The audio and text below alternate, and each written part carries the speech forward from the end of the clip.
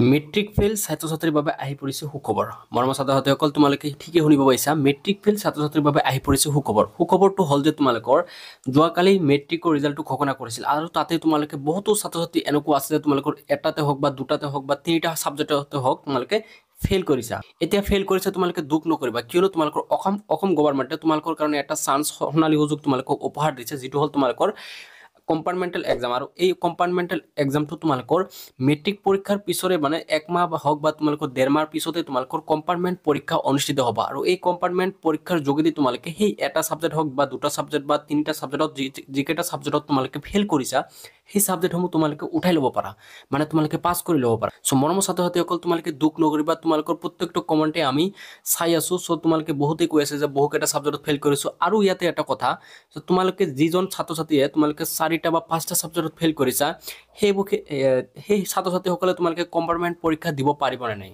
চ' তোমালোকক প্ৰথমে কৈ দিওঁ, যোৱাবাৰত মানে according to previous year data তোমালোকৰ যোৱাবাৰত 3টা ছাবজেক্টলৈকে তোমালোকৰ কম্পাৰ্টমেণ্ট পৰীক্ষা দিব পাৰিছিল। আৰু এইবাৰ মানে তোমালোকৰ কাৰেণ্ট যিটো আছে তোমালোকৰ 2025ত কম্পাৰ্টমেণ্ট পৰীক্ষাত তোমালোকে কেইটা ছাবজেক্ট লৈ দিব পাৰিবা, এইটো তোমালোকৰ কোনো ধৰণৰ এতিয়ালৈকে নটিফিকেশ্যন অহা নাই। মানে তোমালোকৰ এতিয়াও যিহেতু সেৱাই তোমালোকৰ কোনো ধৰণৰ নটিফিকেশ্যন জাৰি কৰা নাই।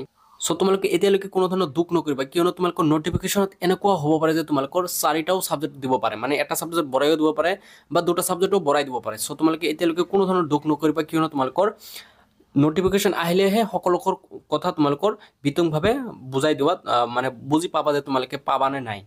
চ' মৰমৰ ছাত্ৰ-ছাত্ৰীসকল তোমালোকক আকৌ এবাৰ কৈছোঁ, তোমালোকে কোনো ধৰণৰ দুখ নকৰিবা, তোমালোকৰ ষ্ট্ৰেছ নল'বা। আৰু তোমালোকৰ যিখিনি সোণালী সুযোগ পাইছা যে তোমালোকৰ কম্পাৰ্টমেণ্ট পৰীক্ষা দি তোমালোকৰ নম্বৰটো বঢ়াই ল'ব পাৰিবা, তাৰ কাৰণে তোমালোকে কি কৰা, এতিয়াৰে পৰা তোমালোকে যেহেতু ৰিজাল্ট দিছে এতিয়াৰে পৰা তোমালোকে ষ্টাডিটো আৰম্ভ কৰি দিয়া। আৰু তোমালোকৰ কুৱেশ্যন পেটাৰ্ণটো বহুতে সুধি আছে যে তোমালোকৰ কম্পাৰ্টমেণ্ট পৰীক্ষাৰ কুৱেশ্যন পেটাৰ্ণটো কেনেকুৱা হ'ব। চ' তোমালোকৰ কুৱেশ্যন পেটাৰ্ণটো আগত যিটো তোমালোকৰ মেট্ৰিক পৰীক্ষাত হৈছিল, মেট্ৰিক পৰীক্ষাতকৈ অলপ সহজে হ'ব, কিয়নো তোমালোকৰ এইবাৰ মানে 4 লাখ ছাত্ৰ ছাত্ৰী মেট্ৰিক পৰীক্ষা দিছিল, তাৰে ভিতৰত 2 লাখে ফেইল কৰিছে। চ' তাৰ পৰা এটা ধাৰণা পোৱা যায় তোমালোকৰ মেট্ৰিক পৰীক্ষাৰ উত্তীৰ্ণৰ সংখ্যা মানে হ্ৰাস পাইছে এইবাৰ। সেইকাৰণে তোমালোকৰ কি কৰিব পাৰে, তোমালোকৰ কুৱেশ্যন যিটো আছে কুৱেশ্যন পেটাৰ্ণটো অলপমান সহজ কৰি কাটিব, কিয়নো তোমালোকৰ 63.8%হে কিমান চামথিং আছিল তোমালোকৰ মেট্ৰিক পৰীক্ষা পাছ কৰিছে যোৱাবাৰৰ তুলনাত।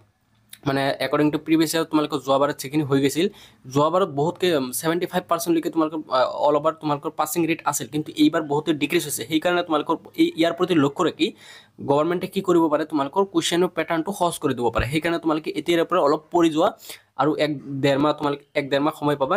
সেই 1-1.5 মাহ সময়তে তোমালোকৰ একদম পাছ কৰি তোমালোকে একদম আগষ্টতে হওক, আগষ্ট মানত তোমালোকৰ ক্লাছ আৰম্ভ হ'ব কলেজত। চ' তোমালোকে একবাৰে কলেজত নামভৰ্তি কৰিব পাৰিবা। চ' মৰমৰ ছাত্ৰ-ছাত্ৰীসকল কিবা ডাউট থাকিলে সুধিবা, তোমালোকৰ প্ৰত্যেকটো কমেণ্টে এইটো ভিডিঅ'ত তোমালোকৰ প্ৰত্যেকটো কমেণ্টে আমি তোমালোকক ৰিপ্লাই দিম আৰু তোমালোকৰ সলিউশ্যনক জনাই দিম। চ' মৰমৰ ছাত্ৰ-ছাত্ৰীসকল এইখিনি আছিল তোমালোকৰ ডিটেইলছ, লগত থাকিবা এইটো চেনেলৰ। আজিৰ কাৰণে আছিল, ধন্যবাদ।